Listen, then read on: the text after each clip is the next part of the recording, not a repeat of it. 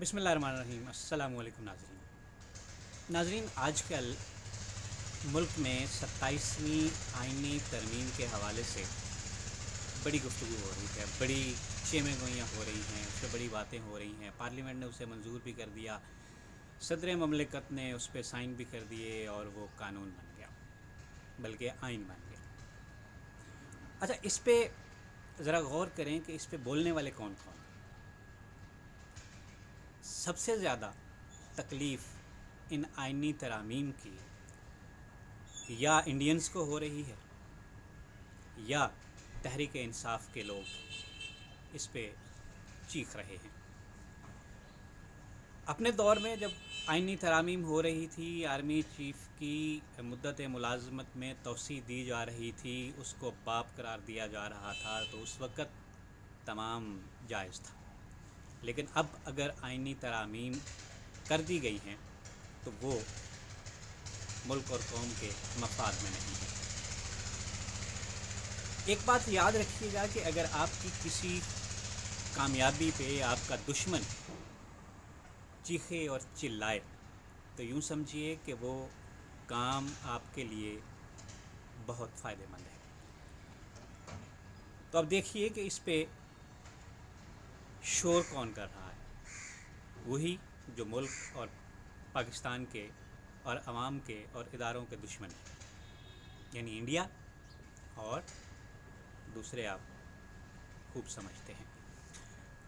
اور کل دو معزز جج صاحبان نے خبروں کے مطابق اپنا استعفیٰ بھی دیا۔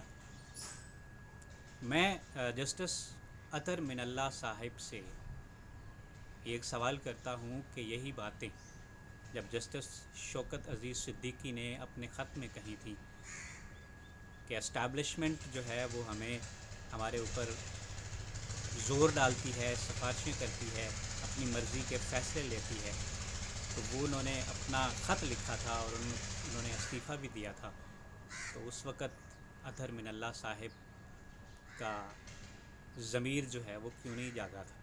اس وقت انہوں نے اسٹیبلشمنٹ کی گود میں بیٹھنا مناسب سمجھا، کیونکہ ان کو ہائی کورٹ کے اگلے چیف جسٹس کی سیٹ نظر آ رہی تھی اور پھر وہ سپریم کورٹ تک پہنچ گئے۔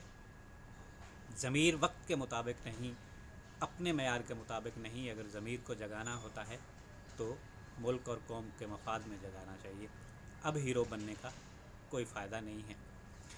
اور دوسری بات جو سب سے اہم ہمارے ملک میں اور پوری دنیا میں چل رہی ہے وہ افغانستان اور پاکستان کے مذاکرات ہیں۔ افغان طالبان کے بارے میں پچھلے دفعہ ایک پروگرام کیا تھا، تفصیلاً اگر آپ لوگوں نے دیکھا ہے تو ان کے بارے میں مزید کہنے کی ضرورت نہیں ہے، کیونکہ کچھ ناقبند اندیش ہمارے ساتھی یہ کہتے ہیں کہ افغان سے پنگا نہیں لینا چاہیے، وہ بڑے سخت اور جنگجو قوم ہے، لیکن وہ بھول جاتے ہیں کہ انہوں نے اگر دو عالمی طاقتوں کو دھول چٹائی ہے تو اس کے پیچھے ان کے کندھے پہ ہاتھ پاکستان کا تھا، اور کبھی بھی اپنے باپ سے پنگا نہیں لینا چاہیے۔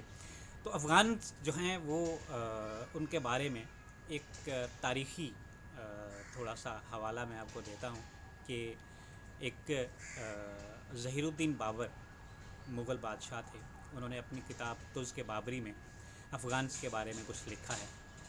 وہ چند لائنیں آپ کو سناتا ہوں اور اس کے بعد پھر آپ سے اجازت چاہتا ہوں۔ تز کے بابری میں ظہیر الدین بابر نے لکھا ہے کہ افغان جو ہیں وہ اس وقت طاقتور گروہ تھے جو ہندوستان اور افغانستان کے علاقوں پر اثر و رسوخ رکھتے تھے۔ بابر نے چونکہ ان کے ساتھ جنگیں لڑیں تو انہوں نے کیا لکھا ہے، بابر کہتا ہے کہ افغان جو ہے نا وہ سب سے بڑی بات یہ ہے کہ بدعہد ہیں، اپنے وعدے کی پاسداری نہیں کرتے اور غیر متحد ہیں۔ ایک جگہ انہوں نے یہ لکھا کہ یہ قوم وعدہ کرتی ہے مگر پورا نہیں کرتی اور باہم شدید اختلاف میں مبتلا رہتی ہے، یعنی وہ افغانوں کو کی سیاسی کمزوری، اتحاد کی کمی ان کو سب سے بڑی خامی سمجھتا ہے۔ اور انہوں نے بابر نے لکھا کہ لودھی خاندان جو ہے وہ ابراہیم لودھی مغرور، بے ترتیب اور اپنے امراء پر ظلم کرنے والا بادشاہ تھا۔ افغان سردار اس سے نالاں تھے، اس لیے اس نے جب حملہ کیا تو بہت سے افغان سرداروں نے اس کا ساتھ دیا۔ یہاں ظاہر ہوتا ہے کہ بابر نے ان کے اندرونی اختلافات کا فائدہ اٹھایا۔ اب مجموعی طور پر جو بابر ہے اس نے ان کے بارے میں جو رائے قائم کی ہے وہ یہ ہے کہ یہ بہادر اور جنگجو ضرور ہیں، مگر غیر منظم، آزادی پسند ضرور ہیں، مگر بد عہد ہیں، وعدوں کی پاسداری نہیں کرتے، اور ان میں سب سے بڑا جو ہے وہ قیادت کا فقدان ہے۔ اور یہ ہر موقع پہ ہر بندہ اپنے آپ کو جو ہے وہ لیڈر ثابت کرنے کی کوشش کرتا ہے۔ یہ وہ چند حقائق تھے جو افغانس کے بارے میں نے آپ کو بتانے تھے۔